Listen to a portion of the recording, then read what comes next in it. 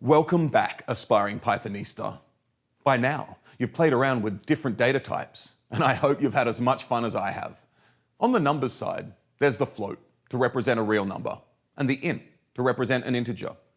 Next, we also have str, short for string, to represent text in Python, and bool, which can be either true or false. You can save these values as a variable, like these examples show. Each variable then represents a single value. As a data scientist, you'll often want to work with many data points. For example, if you want to measure the height of everybody in your family and store this information in Python, it would be inconvenient to create a new Python variable for each point you collected, right? What you can do instead is store all this information in a Python list. You can build such a list with square brackets. Suppose you asked your two sisters and parents for their height in meters. You can build the list like this. Of course, also this data structure can be referenced with a variable. Simply put the variable name and the equal sign in front, like here. A list is a way to give a single name to a collection of values. These values, or elements, can have any type. They can be floats, integers, booleans, strings, but also more advanced Python types, even lists. It's perfectly possible for a list to contain different types as well.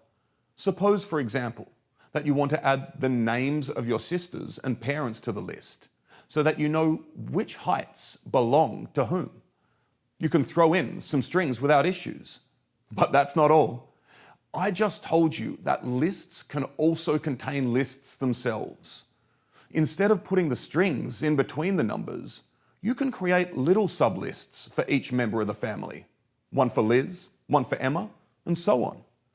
Now you can tell Python that these sublists are the elements of another list that I named fam2. The little lists are wrapped in square brackets and separated with commas. If you now print out fam2, you see that we have a list of lists. The main list contains 4 sublists. We're dealing with a new Python type here, next to the strings, booleans, integers, and floats you already know about, the list.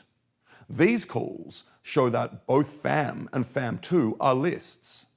Remember that I told you that each type has a specific functionality and behavior associated? Well, for lists, this is also true. Python lists host a bunch of tools to subset and adapt them. But let's take this step by step and have you experiment with list creation first. Go get it.